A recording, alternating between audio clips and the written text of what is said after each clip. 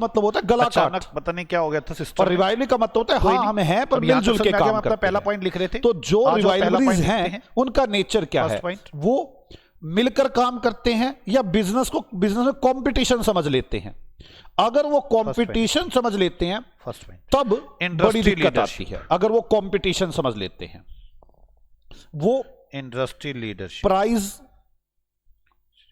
आपको मैंने बताया था कि मैं इसमें क्या क्या बातें लिखूंगा, उस पर ध्यान से इफेक्ट देखना। आता है। अगर इंडस्ट्री का लीडर होगा स्ट्रॉन्ग, उस पर इफेक्ट तो वो डिसिप्लिन बना कर रखेगा, प्राइस को डिस्क्रेज करेगा, जो प्रॉफिटेबिलिटी को इनिशिएटर और हमारे उसकी फाइनेंशियल कंडीशन स्ट्रॉन्ग होगी, ये कॉम्पिटिटिव फोर्स बन जाएगी, इसको प्राइस वार में खत्म कर देगा। इसलिए स्मॉल बिजनेस प्राइस वार करेगी। इंडस्ट्री में आप जाना चाहते हैं, आप पेन बनाने के बिजनेस में जाना चाहते हैं, उस इंडस्ट्री को ऐसी इंडस्ट्री में हमें जाने से पहले ये देखना चाहिए कि लीडरशिप है ही नहीं। वो रिवाइवल्स बन के काम करते हैं या कंपटीशन समझ के काम करते हैं। स्ट्रॉन्ग इंडस्ट्री, अगर वो कंपटीशन समझ के काम करेंगे तो जो प्राइस चार्ज करे उस पर इफेक्ट होगा, एडवर्टाइजमेंट बहुत ज्यादा होगी।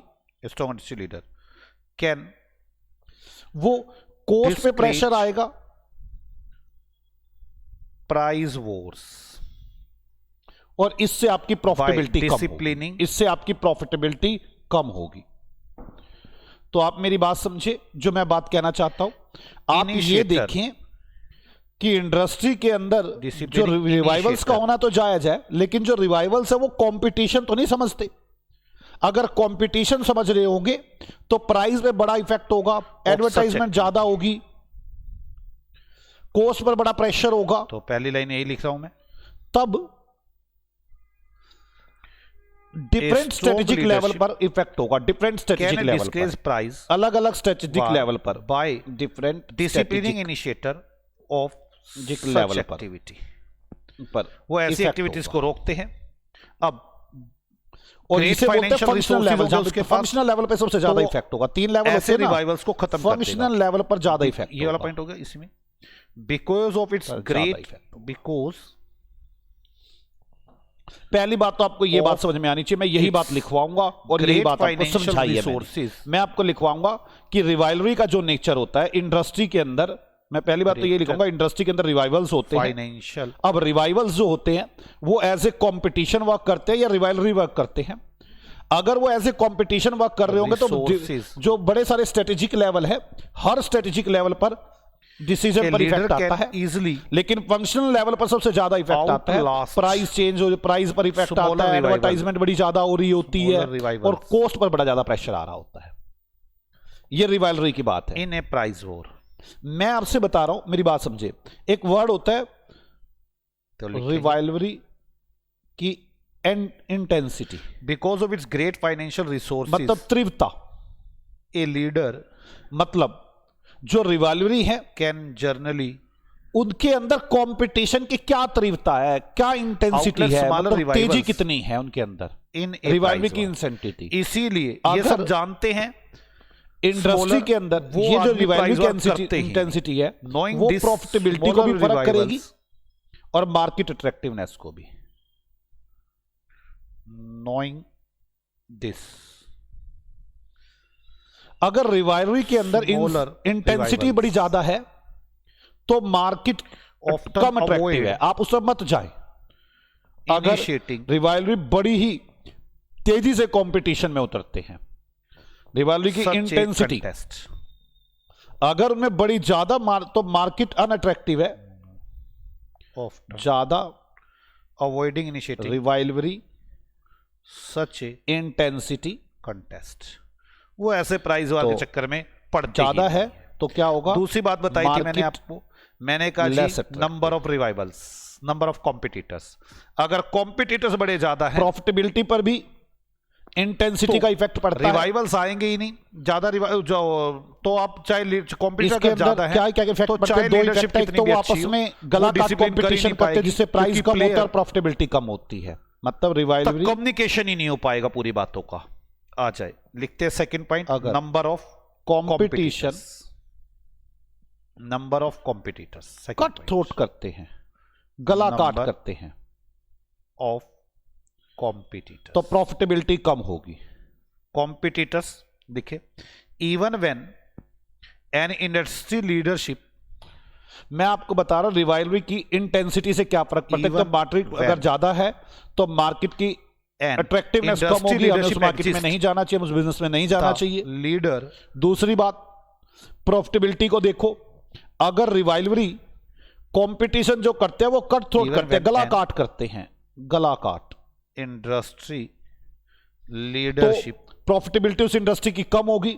जो इंटेंसिटी है, रिवाइवरी की इंटेंसिटी है, द लीडर रिवाइवरी इंटेंसिटी, ये इफेक्ट करती है किस किस चीज को इफेक्ट करती है, जो मैंने ऊपर बातें बताई थी। कॉस्ट ऑफ सप्लायर्स, जो माल बेच रहे हैं हमारी कॉस्ट को, डिस्ट्रीब्यूशन सिस्टम को, exert, pricing, attracting customer, customer को अट्रैक्ट करने में, इन सब से भी हमारी प्रॉफिटेबिलिटी डाउन होती है, डिमिनिशेस। तो मैं पहले तो आपको यही दो बातें लिखवाऊंगा करना, पहली बात मेरी बात समझिए, होता चला, मैं आपसे फिर बार बार एक ही बात कह रहा हूं, मैं यहाँ पे इंडस्ट्री में देख रहा हूं कि इंडस्ट्री वालों का नेचर कैसा है। तो मैं पहली बात तो ये लिखाऊंगा, इंडस्ट्री के अंदर रिवाइवरी होना, रिवाइवल्स होते हैं। अब वो रिवाइवल्स इसे अगर कॉम्पिटिशन समझते हैं तो डिफरेंट स्ट्रेटेजिक लेवल पर इफेक्ट करते हैं। फंक्शनल लेवल पर सबसे ज्यादा इफेक्ट होता है कि प्राइस चार्ज जो करते हैं उस पर इफेक्ट आता है, एडवर्टाइजमेंट ज्यादा होती है, कॉस्ट पर बड़ा ज्यादा प्रेशर आता है। फिर मैं लिखवाऊंगा जो रिवाइवरी की इंटेंसिटी है, उनकी तीव्रता है, वो मार्केट को कम अट्रैक्टिव बनाती है अगर वो ज्यादा है। क्यों? क्योंकि और प्रॉफिट पर अगर जो रिवाइवल्स है वो कट थ्रू कंपटीशन करते हैं तो भी प्रॉफिट कम होते हैं। और रिवाइवरी की इंसेंटिटी इफेक्ट करती है cost of supply, distribution channel, attracting customer, इन सबको इफेक्ट करती है। एक्सपेक्टेशंस, हमें ये दो बातों के साथ साथ टू प्लेयर्स इसके अंदर ये करना है बिकम कि मोर डिफिकल्ट, कैसे इसको रोका जा सकता है, मोर कि वो कंपटीशन ना समझे या कंपटीशन ज्यादा वो नहीं रुकेंगे। क्या क्या कम्युनिकेट करना ही बड़ा मुश्किल हो जाता है। आपको क्या क्या बातें देखनी चाहिए? मैं अपना तीसरे पॉइंट की तरफ चलूंगा, जो रिवाइवल्स है वो कंपटीशन ना समझे। अगर रिवाइवल की फिक्स कॉस्ट ज्यादा होगी तो वो मोटिवेट होंगे, कैपेसिटी को ज्यादा यूटिलाइज करेंगे। मेरी बात समझ में आ रही है? प्राइस कटिंग को ना करने पड़ जाए, हमें क्या क्या चीजें देखनी चाहिए इंडस्ट्री के अंदर, फर्म अपनी फिक्स कॉस्ट को पूरा करने के लिए। तो सबसे पहले हमें देखना चाहिए इंडस्ट्री की लीडरशिप को ध्यान नहीं रखेगी। तो थर्ड मैं लिखवाऊंगा लीडरशिप, फिक्स कॉस्ट। अगर किसी इंडस्ट्री में कोई लीडर होता है, लीडर है, तो वो इस प्राइस वार को रोक देगा। प्राइस वार को मतलब ये जो गला काट कंपटीशन है, प्राइस कम कर रहे हैं, उसको रोक देगा। अगर किसी इंडस्ट्री के अंदर लीडरशिप होगी, हाई फिक्स कॉस्ट, जो प्राइस वॉर है हाई फिक्स डिस्क्रेज हो जाएगी। अगर जो रिवाइवल भी व्यक्ति इस एक्टिविटी को करता है उसको रोक के चलते हैं, दे फील। तो आपको देखना चाहिए जिस इंडस्ट्री में मैं जा रहा हूं उस इंडस्ट्री में लीडरशिप स्ट्रॉन्ग है, मोटिवेटेड अगर है तो प्राइस वो डिस्क्रेज होगी। कोई भी आदमी, ये उन व्यक्ति को जो व्यक्ति इस एक्टिविटी को इनिशिएट करते हैं, मतलब प्राइस कम करने की एक्टिविटी को इनिशिएट करते हैं, द कैपेसिटी, वो डिस्क्रेज होंगे। जो प्राइस वॉर एक्टिविटी, वो पूरे मोटिवेटेड होते हैं कि कैपेसिटी पूरी यूटिलाइज करनी है। व्हेन रिवाइवल्स को इनिशिएट करते हैं, when rivals operated with high fixed cost, जो ऐसी एक्टिविटीज करते हैं सबसे पहले उनको रोक दिया जाएगा। फिर दे फेल, जो लीडर होगा वो बड़ा स्ट्रॉन्ग होगा, उसके पास फाइनेंशियल रिसोर्सेज बड़े ज्यादा होंगे। अगर कोई भी स्मॉल आदमी टू यूटिलाइज द कैपेसिटी, व्यक्ति जो स्मॉल बिजनेसमैन है, ऐसी एक्टिविटी को इनिशिएट करेगा तो उसके पास तो फाइनेंशियल बड़ा स्ट्रॉन्ग है, वो प्राइस इतने डाउन कर देगा, खत्म कर देगा। इसीलिए जो स्मॉल व्यक्ति होते हैं वो डरते हैं कि ना जी ये काम नहीं करना, प्राइस डाउन करते हैं। तो प्राइस वॉर को डिस्क्लोज करता है। और जो स्ट्रॉन्ग होता है, जो लीडर होता है, मैं आपको बताता हूं एक बार, अभी मैं एक इंडस्ट्री देख रहा था, उसमें एक सरदार जी हैं और वो सरदार जी के पास ना लगभग 2200 बसें हैं, व्हेन दे हैव, जो अलग अलग शहरों में चलती हैं। तो वो लीडर बने हुए पूरी इंडस्ट्री के। एक्सेस कैपेसिटी, एक बार एक दो बस वाले थे, उन्होंने प्राइस कम कर दिए, सवारी को गलत जगह से उठाने लग गए। उन्होंने बुलाया, उन्होंने कहा ये क्या कर रहा है, तू भी मना कर।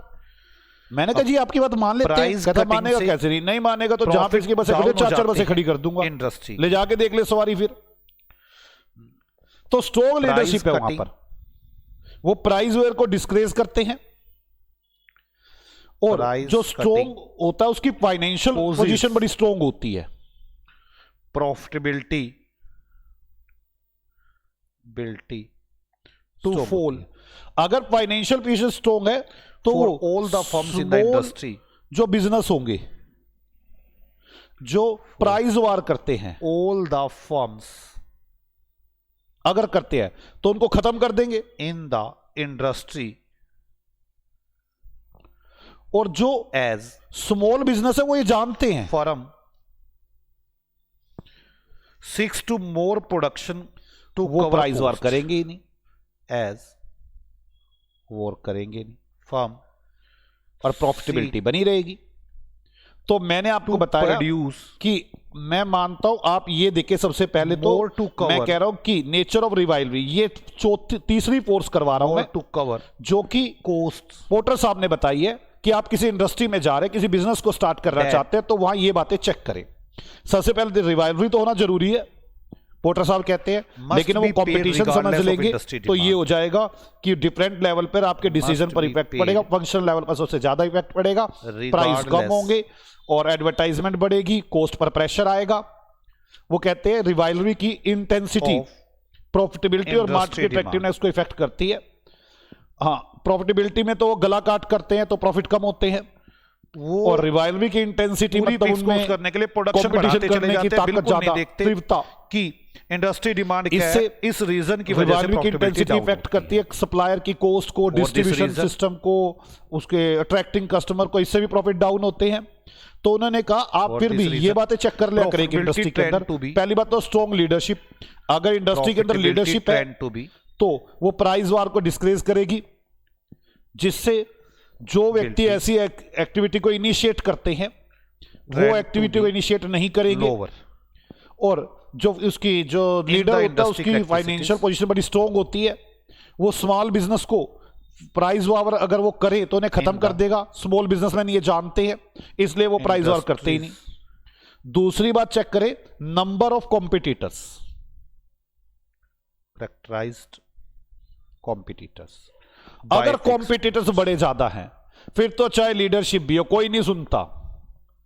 हां, माना कि उसमें कॉम्पिटिटर कम है, फिर तो चलो आदमी 10 आदमी समझा लेगा, 1000 आदमी है इसके अंदर, इंडस्ट्री की प्रॉफिटेबिलिटी कोई नहीं सुनता लीडर की, कहता अपने घर होगा लीडर होगा, मेरी बात जो करना कर ले। हम पढ़ रहे हैं, देखो मैंने यही तो अगर नंबर ऑफ कॉम्पिटिटर ज्यादा हो, चाहे लीडरशिप भी हो, हाई फिक्स कॉस्ट, जो हाई फिक्स कॉस्ट से यहां से देखा करो, जो ये लिखता है हाई फिक्स कॉस्ट से, चाहे लीडरशिप भी चल रही हो, अगर नंबर ऑफ रिवाइवल ज्यादा रहते हैं, utilise the capacity, incline the cut off the prices, वो प्राइसेस को डाउन करते हैं, price cutting cause of profit fall ज्यादा है, इससे प्रॉफिट कम हो जाते हैं, seek to produce more to cover discipline का कर पाना मुश्किल है, कॉस्ट को कवर करने के लिए ज्यादा प्रोड्यूस करते हैं, profitability trend to be lower by fixed cost, profitability कम हो जाती है।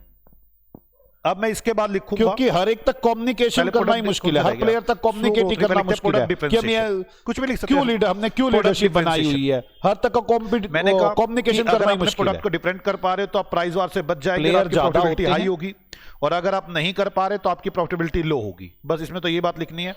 आ जाओ प्रोडक्ट डिफरेंशिएशन, सबकी एक्सपेक्टेशन प्रोडक्ट कम्युनिकेट करना डिफिकल्ट होता है, एक्सपेक्टेशंस को प्रोडक्ट कम्युनिकेट करना firms can some time difficult होता है। फिर तो प्राइस वार होगी ही होगी। आप इस इंडस्ट्री में जरा जाएं तो ध्यान से जाएं। तो मैं आपको बता रहा हूं, एक नया बिजनेस चूज करने जा रहे हैं, नए बिजनेस में जाने से पहले आपको क्या क्या देखना है, लीडरशिप, नंबर ऑफ कॉम्पिटिटर्स, कई बार वो अपने आप को बचा लेती है, नंबर ऑफ कॉम्पिटिटर्स देखेंगे तो चाहे लीडरशिप हो भी, अगर रिवाइवल ज्यादा है तो डिसिप्लिन नहीं हो पाएगा, डिफरेंशिएटिंग एक्सपेक्टेशन को, प्लेयर्स को अपनी एक्सपेक्टेशन कम्युनिकेट ही नहीं कर पाएंगे, वो डिफिकल्ट हो जाएगा। तो दो बातें हो गई।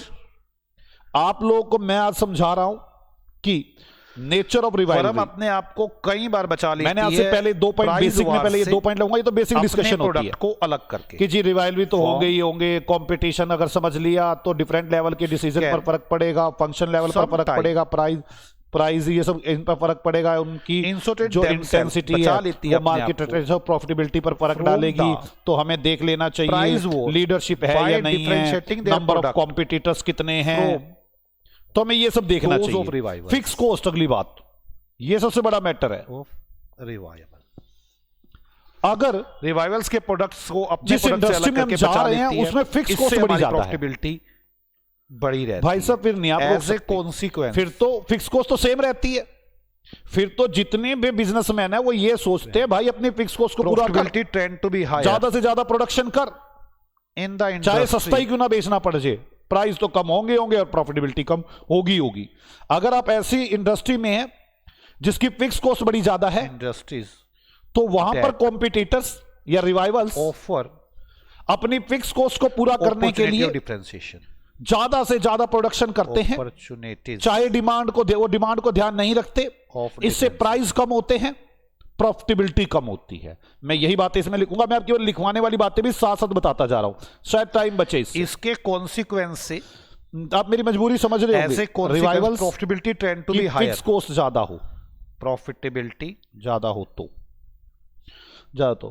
वो मोटिवेट होते हैं, बिल्टी मोटिवेट ट्रेंड टू बी होते हैं हायर किस बात के लिए? इन वो कहते हैं capacity utilise, that offer opportunity for differentiation, capacity utilised. जो इंडस्ट्री ऐसी अपॉर्चुनिटी दे रही है डिफरेंशिएशन की उनकी प्रॉफिटेबिलिटी हाई रहती है। अब मैं लिखवाऊंगा जिनकी लो होती है, जो नहीं कर पाती उनकी लो होती है, क्यों ना प्रॉफिटेबिलिटी करना पड़े, चाहे प्राइस इकट्ठी क्यों ना करना पड़े, tend to be lower, profitability down करो, industry involving profitability undifferentiated down हो जाती है, डाउन आ जाती है। सेशन कॉमोडिटी, फर्म अपनी फिक्स कॉस्ट को पूरा करने के लिए ज्यादा से ज्यादा प्रोडक्शन करती है, डिमांड को ध्यान नहीं रखती। फर्म नेचुरल रिसोर्सेज अपनी फिक्स कॉस्ट को पूरा करने के लिए प्रोसेस्ड मेटल मोर प्रोडक्शन करती है। मैं कहना यह चाहता हूं कि प्रॉफिटेबिलिटी लो होती है उन फर्म की जो अनडिफरेंशिएटेड प्रोडक्ट उसको ध्यान नहीं रखती, प्रॉफिटेबिलिटी डिमांड ध्यान नहीं रखती, tend to be lower in industry. मैं आपको बता चुका कि मैं क्या क्या बातें लिखूंगा इनमें, उन इंडस्ट्री की मैं भी वो लिखवाऊंगा आपको है, मैं इंडस्ट्री में लिखवाऊंगा। मैं कहूंगा अगर इंडस्ट्री में अंदर लीडरशिप है तो प्राइस वार कम हो जाएगा, जो व्यक्ति इस ऐसी एक्टिविटी को इनिशिएट करते हैं, उसके बाद वो डिस्क्रेज होंगे। स्ट्रॉन्ग जो होता है उसकी फाइनेंशियल पोजीशन बड़ी स्ट्रॉन्ग होती है। अगर कोई स्मॉलर प्राइस वार वाली एक्टिविटी स्टार्ट करे तो उसे खत्म कर देते हैं। स्मॉलर ये जानते हैं, इसलिए वो प्राइस वार में नहीं जाते। नंबर ऑफ कॉम्पिटिटर, अगर लीडर बड़े ज्यादा है कोई फर्क नहीं पड़ता, वो लीडरशिप हो भी, अगर नंबर ऑफ रिवाइवल्स बड़े ज्यादा है तो उसे डिसिप्लिन नहीं कर पाते, प्लेयर को हम बता ही नहीं पाते कि हमारी एक्सपेक्टेशन क्या है, कम्युनिकेट ही नहीं कर पाते। जिस इंडस्ट्री में ग्रोथ स्लो होती है, अगर रिवाइवल्स की फिक्स कॉस्ट बड़ी ज्यादा तो वो मोटिवेट रहते हैं, कैपेसिटी पूरी यूज करो, चाहे प्राइस कम ही क्यों ना हो जाए, प्रॉफिटेबिलिटी डाउन आ जाती है। फर्म अपनी फिक्स कॉस्ट को पूरा करने के लिए ज्यादा प्रोडक्शन करती है, डिमांड को ध्यान ही नहीं देती। ये पहले और एक अगला टॉपिक, ग्रोथ स्लो में जैसे बुक 3 तो ये हो गए, मुझे 6 बताने हैं। मैं तो वैसे बुक से मैच करता कि आपको पढ़ते पहले मैं ये बता दूंगा, पहले एग्जिट बैरियर स्लो ग्रोथ, पहले exit barrier slow growth. Exit barrier क्या था जल्दी, अगर जिस इंडस्ट्री में आप जा रहे हो उसमें ग्रोथ ज्यादा नहीं है, कॉम्पिटिटर कम होगा, कंपटीशन कम होगा, अगर एग्जिट बैरियर नहीं होगा, सभी लोग ग्रोथ चाहते हैं और वो फिर प्रोडक्शन को बढ़ा बढ़ा के ग्रोथ लेना चाहते हैं। आप मेरी बात समझो, मान लो हम सीए की लाइन में पढ़ाते हैं, अब सीए में बच्चे कितने बड़े थोड़े से होते हैं एक शहर के अंदर, ग्रोथ एग्जिट बैरियर करने में कंपटीशन कम होगा तो मोर इंटेंसिटी होगी, इजीली हम जा सकते हैं छोड़कर इंडस्ट्री को। मैं यहां से चालू कर लेता हूं, इजीली इंडस्ट्री को छोड़कर जा सकते हैं। अगर आप इजीली छोड़कर नहीं जा सकते, वो एग्जिट बैरियर नहीं है तो प्रॉफिटेबिलिटी बढ़ जाती है। और रिवाइवल अपना मार्केट शेयर बढ़ाकर ग्रोथ लेना चाहते हैं। स्पेशल नेचर के एसेट्स जो रिवाइवल्स है नहीं है या फर्म वांट टू इंक्रीज, आओ इस बात को लिखते हैं, सारी बातों को मेरे साथ साथ लिखेंगे। लिखो एग्जिट बैरियर, वो अपना मार्केट शेयर बढ़ाकर ग्रोथ लेना चाहते हैं, इससे प्राइस कम होते हैं, प्रॉफिटेबिलिटी डाउन होती है। Exit barrier, profitability down, barriers, मैं यही बात लिखूंगा। मैं लिखूंगा, अभी तक मैं करवा चुका, rivalry, fixed competition, growth, growth slow है तो इंसेंटिव ज्यादा होगी, रिवाइवल अपना मार्केट शेयर बढ़ाकर ग्रोथ लेना चाहेंगे जिससे प्रॉफिटेबिलिटी कम होगी। फिक्स कॉस्ट अगर ज्यादा है तो वो मोटिवेट रहेंगे, अपनी कैपेसिटी को पूरा यूज करने की कोशिश करेंगे, चाहे प्राइस कट क्यों ना करने पड़े, इससे प्रॉफिटेबिलिटी डाउन होगी। फर्म की फिक्स कॉस्ट ज्यादा है तो अपनी फिक्स कॉस्ट को पूरा करने के लिए प्रोडक्शन पर ध्यान देती है, डिमांड पर ध्यान ही नहीं देती। नंबर ऑफ कॉम्पिटिटर्स और लीडरशिप, चलो 4 हो गए। 2 बातें और चेक करें, आपको पता चल जाएगा कि जो रिवाइवरीज का नेचर है वो कंपटीशन, वो एक कॉम्पिटिटिव फोर्स है, वो भी एक कॉम्पिटिटिव फोर्स है। कॉम्पिटिटर लीव, 2 बातें और करनी है। सम कॉम्पिटिटर, प्रोडक्ट डिफरेंशिएशन, भाई साहब, सम कॉम्पिटिटर, ध्यान से सुनना, प्रोडक्ट लीव इंडस्ट्री। अगर आपका प्रोडक्ट डिफरेंशिएट है, इंडस्ट्री में आप प्रोडक्ट को डिफरेंशिएट कर सकते को छोड़ देंगे तो आप इस प्राइस वॉर से तो बच ही जाओगे। और अगर आपके प्रोडक्ट डिफरेंशिएट नहीं हो सकते तो फिर तो प्राइस वॉर आएगा ही आएगा, हाई हो जाती है, आएगा ही आएगा, आपकी प्रॉफिटेबिलिटी डाउन आएगी। जैसे ना हो, मतलब मोबाइल की चिप्स के लिए कोई दिक्कत ना हो, जो मोबाइल में चिप डलती हैं, मेमोरी कार्ड होते हैं, अब ये अलग अलग नहीं हो सकते, कोई खास वो है नहीं, प्रॉफिटेबिलिटी आपके प्रोडक्ट को कोई डिफरेंशिएट कर नहीं सकता, तो आपके यहां तो कंपटीशन होगा ही होगा। मेरा कहने का मतलब है प्रोडक्ट डिफरेंशिएशन के अंदर मैं लिखूंगा कि अगर आपका प्रोडक्ट डिफरेंशिएट हो सकता है, if in the industry with session few exit barrier है, तो बस कुछ ही एग्जिट बैरियर्स हो, प्राइस वार से बच सकते हैं, ज्यादा प्राइस वार से तो प्रॉफिटेबिलिटी बढ़ जाती है। एग्जिट बैरियर का मतलब जाने से रोकने के रास्ते, और आपकी प्रॉफिटेबिलिटी हाई होगी, प्रॉफिटेबिलिटी देयरफॉर। और अगर आपका प्रोडक्ट डिफरेंशिएट नहीं है, जैसे आपका प्रोडक्ट इन नॉट डिफरेंशिएट, तो प्रॉफिटेबिलिटी लो होगी। फ्यू एग्जिट बैरियर्स, जिसमें कम एग्जिट बैरियर्स होते हैं, लाइक मतलब लोग आसानी से जा सकते हैं, वहां की प्रॉफिटेबिलिटी ज्यादा होती है। एग्जिट बैरियर कैसे आते हैं मैंने बताया था आपको, आप अलग नहीं कर पा रहे। लाइन लिखने के बाद एग्जिट बैरियर आते कैसे हैं, तो आपको मेरी बात समझ में आ गई। एग्जिट बैरियर कैसे आते हैं, मैं क्या-क्या बातें करने वाला हूं, बस एक ही चीज रह गई, एग्जिट बैरियर। किसी और ये भी बड़ा अच्छा कोई पॉइंट है, वैल्यू एग्जिट नहीं बैरियर। है, बायर नहीं है आपके पास, तो आप डिस्करेज हो जाएंगे, आप एग्जिट करेंगे। पहले आप मेरी बात समझ, एग्जिट बैरियर होता क्या है, कंटिन्यू बने रहेंगे, जिससे प्रॉफिटेबिलिटी, अगर किसी इंडस्ट्री में एग्जिट बड़े आराम से मिल जाता है तो उस कंपनी के एग्जिट बैरियर, रिवाइवल्स, कॉम्पिटिटर्स कम रहेंगे। भाई एग्जिट बड़े आराम से मिल जाता है, आपके पास मशीनें हैं, मशीनें बेचो एग्जिट और जाओ, बैरियर्स, आपकी मशीनें खरीदने वाले लोग बैठे हैं। एग्जिट बैरियर, तो अगर एग्जिट बैरियर इजी होगा तो रिवाइवल्स कम होंगे और कंपटीशन कम होगा। लेकिन अगर एग्जिट बैरियर बड़ा टफ है, तरीके से आते हैं, आपकी एसेट्स ऐसी हैं जो बिकती ही नहीं है, एसेट्स, या आपकी एसेट्स ऐसी हैं जो कोई स्पेशल नेचर की हैं जिसे कोई दूसरी तरफ यूज नहीं करती, एग्जिट में भी तो हाईली फर्म का एग्जिट टफ हो जाएगा। और एग्जिट टफ हो गया तो वो फर्म कंटिन्यूटी बनी रहेगी और आपके प्रॉफिट पर प्रेशर आता ही रहेगा। एंड एग्जिट बैरियर, मैं कह रहा हूं, एंड देयरफॉर रिवाइवल्स के बीच में कंपटीशन इजी कम हो जाता है, रिवाइवल्स के बीच में फॉर एनी कंपटीशन कम हो जाता है, कम हो जाता है। देखिए मैं पहले कम हो जाता है रिवाइवल्स के बीच में कंपटीशन, अगर इंडस्ट्री को लीव कर पाए, फॉर अगर इट्स एसेट्स, इंडस्ट्री को लीव कर पाए, छोड़ पाए, तब हमारे यहां पर कंपटीशन बढ़ेगा, प्रॉफिटेबिलिटी बढ़ जाएगी, जा ही नहीं पा रहे हैं, प्रॉफिटेबिलिटी बढ़ जाएगी। बैरियर का मतलब आगे समझ में आ रहा है, इंक्रीज हो जाएगी, उसको जाने ना देना। एग्जिट बैरियर्स, अगर एग्जिट बैरियर ना हो, प्रॉफिटेबिलिटी ज्यादा होगी, तो profitability, assets of exit barrier ना हो, मतलब हम इजी से एग्जिट ना कर पाए, कंसीडरिंग, तो अगर एग्जिट बैरियर ना हो तो प्रॉफिटेबिलिटी बढ़ेगी। एग्जिट बैरियर का मतलब रुकावट, एग्जिट बैरियर ना हो, एग्जिट में रुकावट ना हो तो प्रॉफिटेबिलिटी बढ़ जाएगी। और एग्जिट बैरियर कई तरह से आते हैं, एग्जिट बैरियर कैसे आते हैं, कंसीडरिंग एग्जिट मतलब बैरियर मतलब नहीं निकलने देंगे, चाहता है, कैसे आते हैं, उसकी एसेट्स में भी स्पेशलाइज्ड नेचर है, एंड देयरफॉर आपकी एसेट्स बिक ही नहीं रही, बायर ही नहीं है, एसेट्स स्पेशलाइज्ड नेचर की वैल्यू फॉर अदर फर्म। एक तो ये कारण हो गया, दूसरा सच ए फर्म एसेट्स का स्पेशलाइज नेचर है, दूसरी फर्म के लिए इसकी कोई वैल्यू नहीं है एसेट्स की, other firm have no value, no buyer for its assets, nil value, उसको वो एसेट्स कहते के हैं हमारे बायर लिए बड़ी कम वैल्यू के एसेट्स है, हमारी तो काम की नहीं है, इससे वो इस कारण जाने की एग्जिट होने से रुकती है। दिस फर्म डिस्क्रेज एग्जिस्ट, वो जाने की एग्जिट होने से डिस्क्रेज होती हैं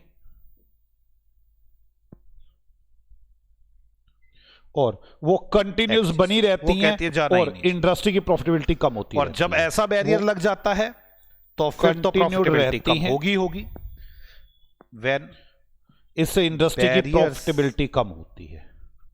टू एग्जिस्ट, तो आप बड़े आराम से जिस फर्म को चूज करने जा रहे हैं उसके अंदर पोर्टर साहब का ये तीसरा पॉइंट मैंने आपको बताया, आप उस इंडस्ट्री में देखें कि, और पोर्टर साहब कहते हैं पांचों चीजें देखनी चाहिए, आपको सप्लायर भी देखना चाहिए, आपको बायर भी देखना चाहिए। अब मैं रिवाइवरी की बात कर में तो मैं ये सब बातें लिखवाऊंगा, एक बार फटाफट बता दूं, फिर ये 6 की 6 बातें लिखवाऊंगा आपको। मैं आपको लिखवाऊंगा सबसे पहले तो थोड़ा बहुत इसके बारे में, नेचर ऑफ रिवाइवरी के बारे में क्या लिखेंगे कि इंडस्ट्री के अंदर रिवाइवल्स तो होते ही हैं, लेकिन अगर वो कंपटीशन समझ लेते हैं तो डिफरेंट स्ट्रेटेजिक लेवल पर इफेक्ट होगा, फंक्शन लेवल पर सबसे ज्यादा होता है, प्राइस चेंज होते हैं, एडवर्टाइजमेंट और कॉस्ट पर प्रेशर पावरफुल। इसके बाद मैं आपको लिखवाऊंगा कि डिजायरिंग जो रिवाइवरी की इंटेंसिटी है वो मार्केट अट्रैक्टिवनेस और प्रॉफिटेबिलिटी को इफेक्ट डालती है, मार्केट अट्रैक्टिवनेस कम हो जाती है अगर रिवाइवरी की इंटेंसिटी ज्यादा है, और प्रॉफिटेबिलिटी पर भी इंटेंसिटी इफेक्ट डालती है, कॉस्ट ऑफ सप्लाई पर, डिस्ट्रीब्यूशन चैनल पर, कस्टमर को ट्रैक करने के तरीके पर, जिससे प्रॉफिटेबिलिटी डाउन हो जाती है। रिवाइवरी अगर कंपटीशन करते हैं जो कि गला काट होता है, इससे भी प्रॉफिटेबिलिटी कम होती है। इसके बाद मैं ये 6 के 6 पॉइंट लिखवाऊंगा कि लीडरशिप देख लेना, number of competitor, fix cost, slow growth, exit barrier, product differentiation. एक एक बात को समझाता जाऊंगा दोबारा और लिखवाता जाऊंगा। आप मेरे साथ साथ अब लिखना शुरू करेंगे अपना थर्ड पॉइंट। अब हम लिखना शुरू करेंगे अपना third point, downward the nature of rivalry in the industry. Pressures topic का नाम है on the profitability, the nature of all competitors, rivalry in the industry लिखेंगे। देयर कंटिन्यू प्रेशर, इंडस्ट्री का क्या नेचर है इन एन, मैं पहले बताता हूं कि रिवाइवरी का होना तो ऑब्वियस है, होंगे ही होंगे। द कंटिन्यू प्रेजेंस रहता है, वो there is continue presence in an industry among exert downward pressures existing players on the profitability of all the competitors। existing तो ये एग्जिट बैरियर हो गया। एग्जिट बैरियर आपको समझ में आ गया, क्वाइट ऑब्वियस। अब एग्जिट बैरियर के बाद मेरे पास एक ही रह गया, थोड़ी बहुत प्रतिद्वंद्विता, फिर मेरा ये वाला टॉपिक भी खत्म हो जाएगा। स्लो ग्रोथ, रिवाइवरी, स्लो ग्रोथ तो कर दिया था among the existing players, slow growth quite obvious. अगर ग्रोथ स्लो है तो मार्केट में इंसेंटिविटी ज्यादा हो जाएगी। लिखिए थोड़ी बहुत प्रतिद्वंद्विता तो एग्जिस्टिंग प्लेयर्स में होगी ही होगी। फिफ्थ या सिक्स्थ जो भी है। अब कुछ लोग इसे क्या समझ बैठते हैं, कंपटीशन समझ बैठते हैं। ये मेरा पहला ही पॉइंट चल रहा है। कुछ लोग इसे कंपटीशन समझ जाते हैं। This is what is showing down is normally tend to face understood as more competitor, intensity, competition, more intense rivalry। अगर ग्रोथ स्लो है तो कंपटीशन ज्यादा ही नजर आने वाला है, उनमें इंटेंस ज्यादा नजर आने वाला है। इसे कंपटीशन समझ जाते हैं, और फिर जैसे कंपटीशन समझ जाते हैं तो ये बड़े सारे स्ट्रेटेजिक डिसीजन को डिफरेंट लेवल पर इफेक्ट करता है, और लेकिन जो फंक्शनल लेवल है उस पर सबसे ज्यादा इफेक्ट करता है। For any player the competitors, industry growth slow, any player rivals, for any player often the competition fight harder to grow or even influence strategic decision there at different, मैं पहले समझा दूं ये क्या कह रहा हूं मैं, strategic level as industry grow slow। the अगर एक इंडस्ट्री influence स्लो ग्रोथ करेगी। Revival must and often fight harder, often fight influence strategic decision harder to grow. वो तब लड़ाई करेंगे स्ट्रेटेजिक ग्रो करने के लिए, और even keep their existing market share. For any player, the competition influence strategic decision at different strategic market level. Share को बनाने के लिए, बनाए रखने के लिए वो हार्डर कंपटीशन करेंगे। लेकिन इसका इम्पैक्ट सबसे ज्यादा फंक्शनल लेवल पर पड़ता है, कम हो जाएगी। बस last line, that is impact that the impact is evident the more resulting evident more at functional level, intensive rivalry functional level tends to reduce profitability for the at impact all. Reduce profitability is evident more at functional level in the ability price being charge किस किस पर पड़ता है functional सभी level के लिए profitability price कम पर, होगी। एडवर्टाइजमेंट पर, प्राइस बी इंडस्ट्री। चलो बच्चों, अब हम चलते हैं अपने अगले इसी में हमारी चौथी फोर्स आने वाली है। हमने 3 फोर्स एंड देख ली हैं उनकी। Supplier, bargaining power of supplier, bargaining power of अब बायर। मैं अब बात करता हूं नेचर ऑफ रिवाइवल। पहले प्रॉफिटेबिलिटी की बात चुके करता हैं। हूं। अब हमारी 2 Profitability रह गई लिखवाता थी, एक तो सब्स्टिट्यूट। प्रॉफिटेबिलिटी में 2 बातें लिखवाऊंगा। एक तो सब्स्टिट्यूट जो इन्फ्लुएंस करती है वो कॉस्ट ऑफ सप्लायर, तो मैं पहले सब्स्टिट्यूट करूंगा आज। अट्रैक्टिंग कस्टमर, स्टार्ट करते हैं इन सब को डायरेक्टली इफेक्ट करती है। इससे हमारे चलो बच्चों, अब बात करते हैं सब्स्टिट्यूट की। मेरी बात आराम से सुनना। अब हम बात करने वाले हैं सब्स्टिट्यूट की। तो आप देखें सब्स्टिट्यूट प्रोडक्ट्स कौन कौन से हैं हमारे। ये भी एक फोर्स है। कैसे, मेरी बात को समझे। मैं आपको बताना चाहता हूं सब्स्टिट्यूट प्रोडक्ट्स के बारे में। ओहो,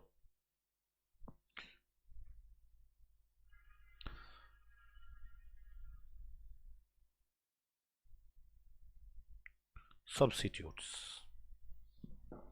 समझो एक बार। मैं इसमें 2 बातें बताऊंगा। पहली बात तो मैं बता दूं कि यह भी एक कॉम्पिटिटिव फोर्स है जो दिखती नहीं है। यह भी एक छिपी हुई लेटेंट कॉम्पिटिटिव फोर्स है। हम पोर्टर साहब की फोर्स की बात कर रहे थे, तो ये चौथी फोर्स चला रहे हैं। यह भी छिपी हुई, लेटेंट का मतलब है छिपी हुई, जिसका पता ही नहीं चलता। और यह तब बहुत ज्यादा इंपॉर्टेंट हो जाता है सब्स्टिट्यूट, जब सब्स्टिट्यूट का जो बनाने वाले प्रोडक्ट है वो कंज्यूमर को प्राइस एडवांटेज दे रहे हो, मतलब सस्ता सामान दे रहे हो, बेस्ट परफॉर्मेंस दे रहे हो। तो ये आपकी भी कॉम्पिटिटिव पोजीशंस को बदल देता है, कॉम्पिटिटिव कैरेक्टर्स को बदल देता है। आपको बड़े ध्यान से देखना चाहिए जब भी कभी आप रिसर्च एंड डेवलपमेंट पे खर्चा कर रहे हो, तो सब्स्टिट्यूट प्रोडक्ट से आने वाले थ्रेट को ध्यान रखना चाहिए। ये आपके प्राइस और प्रॉफिट्स को लिमिट करता है।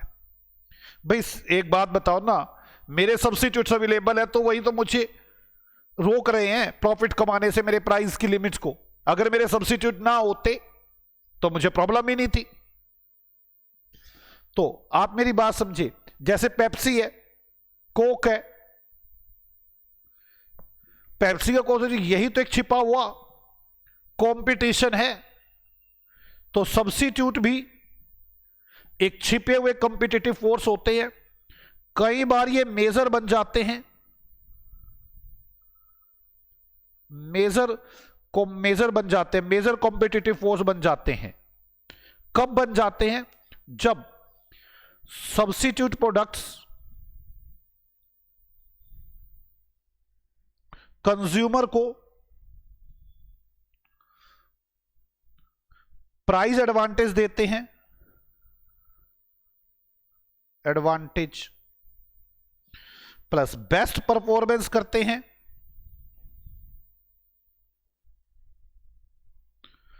अगर ये कंज्यूमर को ये ऑफर करते हैं तो ये भी हमारे मेन सोर्स बन जाते हैं उसके कॉम्पिटिटिव फोर्स के, और हमारे कॉम्पिटिटिव कैरेक्टर बदल जाते हैं, जिससे इंडस्ट्री के कॉम्पिटिटिव कैरेक्टर बदल जाते हैं।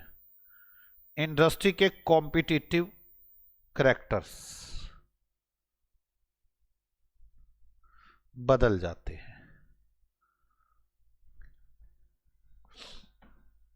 तो मैंने आपको बताया ये एक छिपा हुआ सोर्स है, और सब्स्टिट्यूट प्रोडक्ट हमारे लिए मेजर बन जाएंगे, मेजर फोर्स बन जाएंगे अगर ये कंज्यूमर को प्राइस एडवांटेज, बेस्ट परफॉर्मेंस देते हैं। हमारे कॉम्पिटिटिव कैरेक्टर बदल जाते हैं, क्योंकि ये ना अचानक चेंज कर देते हैं। कोई ये तो हमारे हाथ में है नहीं, ये अचानक कहते हैं हमारा आज चेंज हो गया, हम आज प्राइस चेंज करते हैं। ये अचानक चेंज करते हैं, ये सडन होगा, ये अचानक ही हो जाएगा, आपको पता भी नहीं चलेगा, पहले आपने देखा भी नहीं होगा, सोचा भी नहीं होगा कॉम्पिटिटर के बारे में, सब्स्टिट्यूट प्रोडक्ट्स के बारे में, बाद में अचानक आ जाएगा। ये एक छिपा हुआ सोर्स है कॉम्पिटिटिव फोर्स का। फिर मैं आपसे ये कह रहा हूं, ये वन नोट कैसे खुल गया, ये एक छिपा हुआ सोर्स है। उसके बाद मैंने आपसे बताया कि कई बार ये मेजर सोर्स भी बन जाते हैं, ये मेजर सोर्स बन जाते हैं यार, ये मेजर सोर्स बन जाते हैं जब आपके सब्स्टिट्यूट बहुत प्राइस एडवांटेज में हो, मतलब आपसे सस्ता प्राइस दे पा रहे हो, बेस्ट परफॉर्मेंस दे पा रहे हो, तो आपके कॉम्पिटिटिव कैरेक्टर बदल जाते हैं, और ये अचानक ही हो जाता है। इसीलिए आपको सलाह दी जाती है जब भी आप किसी नई इंडस्ट्री के लिए रिसर्च करने जा रहे हैं, रिसर्च, तो सब्स्टिट्यूट को जरूर ध्यान रखें। जब भी आप रिसर्च एंड डेवलपमेंट पर हैवी एक्सपेंस करते हैं, तो सब्स्टिट्यूट को जरूर ध्यान रखिए। सब्स्टिट्यूट से आने वाली कमियां, सब्स्टिट्यूट से आने वाले थ्रेट मतलब होता है एकदम आपके ऊपर प्रेशर से आने वाले थ्रेट को ध्यान रखें,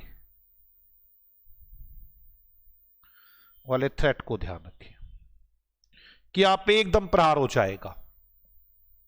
सब्स्टिट्यूट ही आपके प्राइस और प्रॉफिट्स को लिमिट करते हैं, ये आपके प्राइस एंड प्रॉफिट को लिमिट करते हैं। मैं आपके साथ जो डिस्कशन कर रहा हूं, मैंने अभी आपको सब्स्टिट्यूट के बारे में दो बातें लिखवानी है। पहली बात तो मेरी यही होगी कि ये एक छिपा हुआ फोर्स है, ये मेजर फोर्स बन जाता है जब सब्स्टिट्यूट प्रोडक्ट्स कंज्यूमर को प्राइस एडवांटेज और बेस्ट परफॉर्मेंस देता है, इससे हमारी कॉम्पिटिटिव कैरेक्टर्स बदल जाती है, और ये अचानक ही होता है। जब भी हम कभी रिसर्च एंड डेवलपमेंट पर खर्चा कर रहे हो, तो सब्स्टिट्यूट के थ्रेट को ध्यान रखना चाहिए, और ये हमारी प्राइस और लिमिट को सेट करता है। दूसरी बात, ये हमारी प्रॉफिटेबिलिटी को भी इन्फ्लुएंस करते हैं। तो करते हैं, सीधी सी बात है, बस अब तो बातें बनानी है लिखने के लिए, इसलिए बातें थी नहीं इसके अंदर।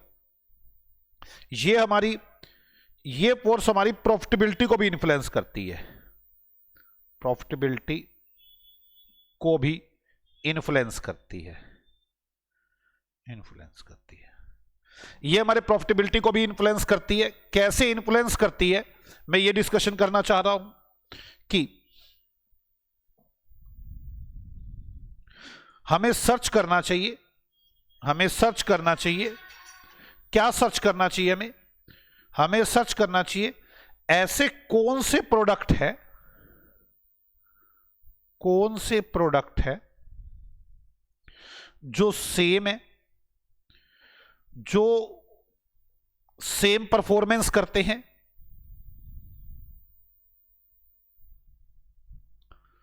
जो एग्जिस्टिंग प्रोडक्ट की तरह है हमारे, हमें उस पर ध्यान देना चाहिए, तभी ये हमारी प्रॉफिटेबिलिटी को इफेक्ट करते हैं। जो सेम प्रोडक्ट्स होते हैं वो हमारी प्रॉफिटेबिलिटी को इंपैक्ट करते हैं। कौन से ऐसे प्रोडक्ट है जो सेम है, सेम परफॉर्मेंस देते हैं, सेम एग्जिस्टिंग प्रोडक्ट की तरह है। जैसे मैं एग्जांपल देता हूं, एक आदमी इन्वेस्टमेंट करना चाहता है, मैं इन्वेस्टमेंट करना चाहता हूं। अब इन्वेस्टमेंट करने के लिए मेरे पास कौन कौन से रास्ते हैं? मैं एफडी में भी पैसा लगा सकता हूं, मैं म्यूचुअल फंड में भी पैसा लगा सकता हूं, मैं रियल एस्टेट में भी पैसा लगा सकता हूं।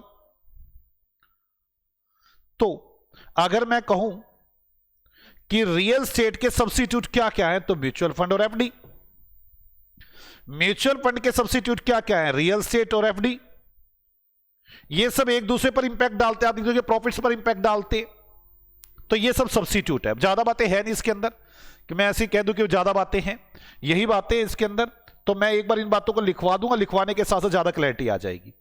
तो पहले तो मैं यही लिखवाऊंगा, ये एक छिपा हुआ कॉम्पिटिटिव सोर्स है, ये मेजर बन जाता है अगर ये प्राइस एडवांटेज करे और बेस्ट परफॉर्मेंस दे, और इससे हमारे कॉम्पिटिटिव कैरेक्टर बदल जाते हैं, और ये सब अचानक ही होता है। पहले मैं इतनी बात लिखवा दूं। आ जाओ लिखें, threat of substitutes, threat of substitute. हमारे पास फोर्थ सोर्स चल रही है, थ्रेट ऑफ सब्स्टिट्यूट। तो इसके बारे में लिखना शुरू करेंगे।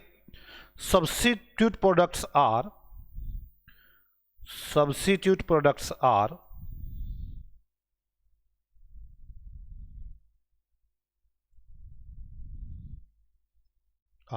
latent source of competition,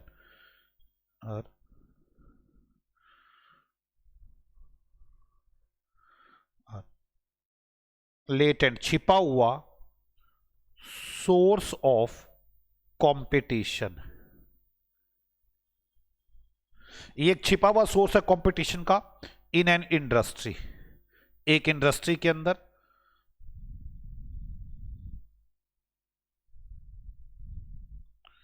एक इंडस्ट्री के अंदर ये एक छिपा हुआ सोर्स है। कई बार ये मेजर भी बन जाता है। In many cases they become a major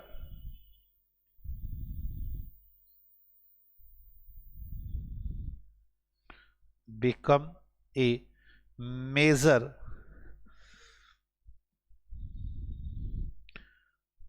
constituent of competition। competition कई बार ये मेजर बन जाता है। मेरी बात समझे, मैं ये अपना पहला ही पॉइंट लिखवा रहा हूं। अब ये कब मेजर बनता है, जब ये ऑफर करता है price advantage, best performance consumer को, और इससे हमारे कॉम्पिटिटिव कैरेक्टर बदल जाते हैं, और ये एकदम अचानक होता है। Substitute product offering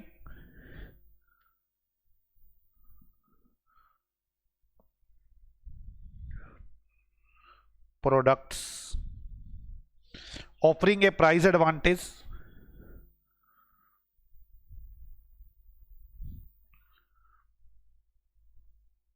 offering a price advantage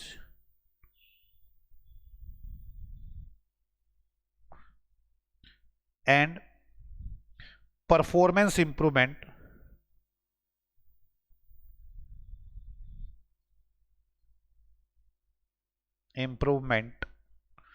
to the consumers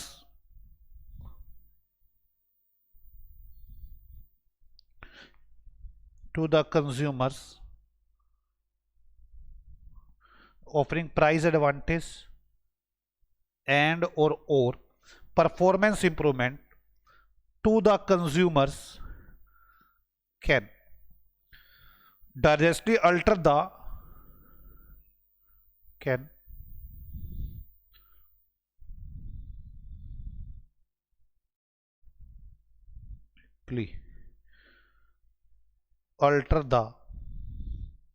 competitive character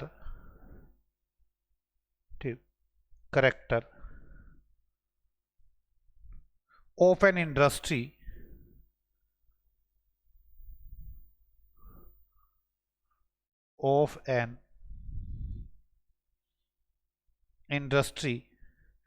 and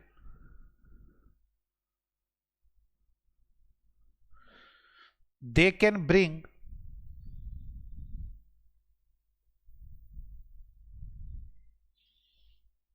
it about all of a sudden।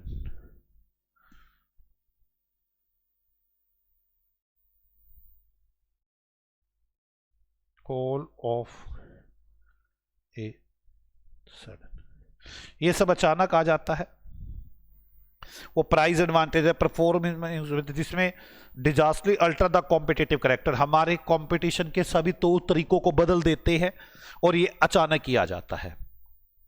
इसके बाद मैंने आपको लिखवाया इसी के अंदर ही, अगर आप रिसर्च एंड डेवलपमेंट में, ये रहा, रिसर्च एंड डेवलपमेंट में बड़ा खर्चा कर रहे हैं तो बड़ा ध्यान रखें सब्स्टिट्यूट के थ्रेट को भी, इससे प्राइस और प्रॉफिट्स लिमिट होते हैं। फिर मेरा ये पहला पॉइंट कंप्लीट हो जाएगा।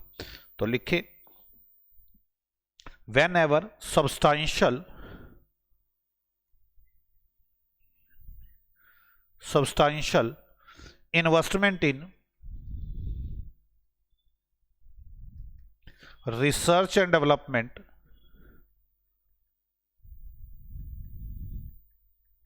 investment in research and development is taking place,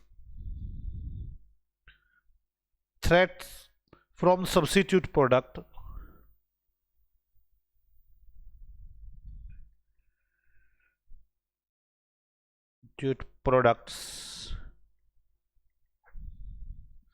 can be expected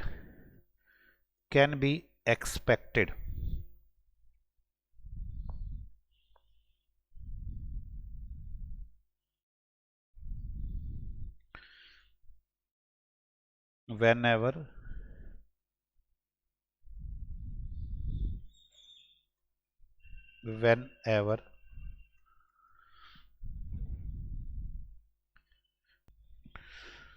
substantial investment in research and development is taking place,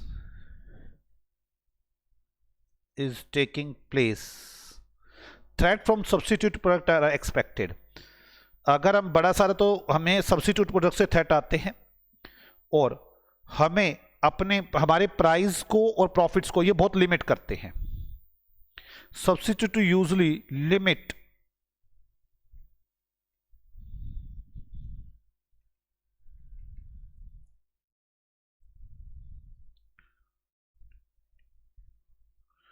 substitutes to usually limit the price and profitability in an industry।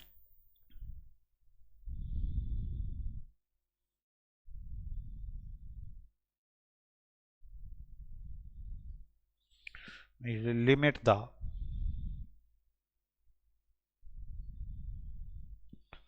price and profits,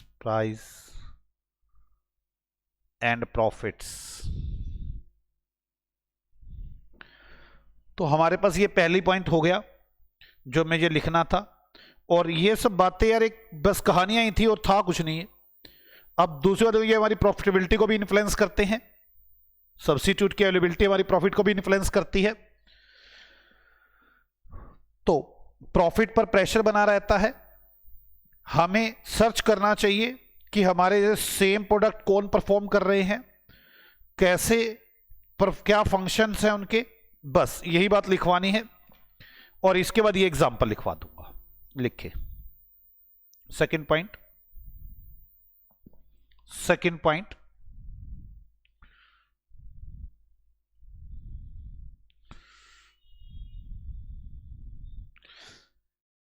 A final force that can influence industry profitability, ये भी एक final force है जो हमारी profitability को influence करती है। that can influence industry profitability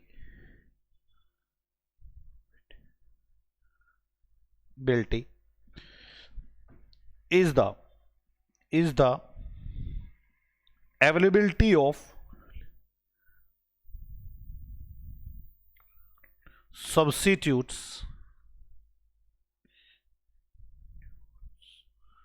for an industry product, substitute for any industry product।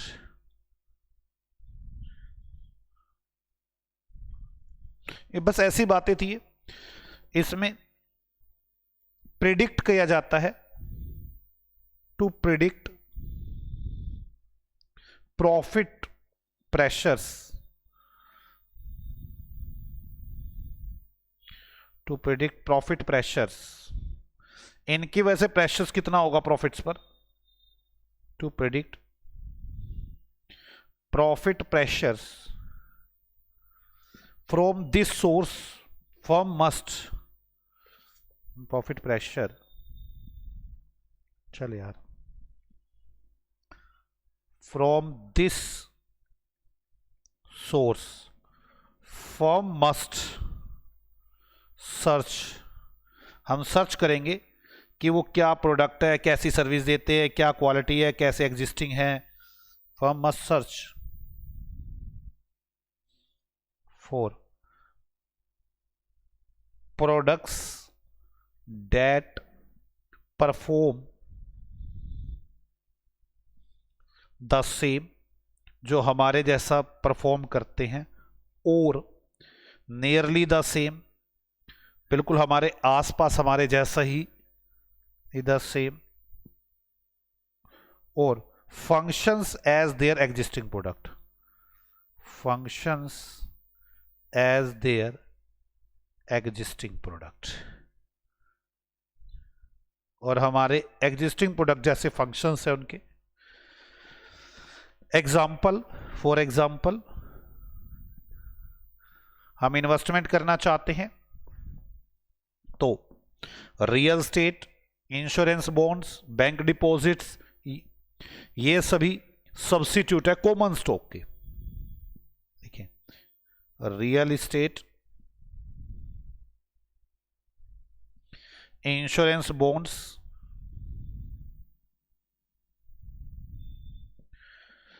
And bank deposits, मैंने ये तीन के नाम लिए। For example clear substitutes for common stock, मैं कॉमन स्टॉक में पैसा लगाना चाहता हूं तो मेरे पास सब्स्टिट्यूट है real, insurance and bank deposit, because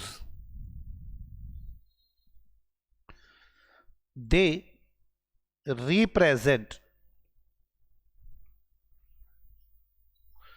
alternate ways to invest, alternate ways to invest funds। अब पोर्टर साहब के 5 में से 4 प्रेशर कर चुके हम, कॉम्पिटिटिव प्रेशर, एक ही रह गया 5वां प्रेशर जिसका नाम है न्यू एंट्रेंट, जो हम अगली क्लास में करेंगे। ओके बच्चों, बाय बाय।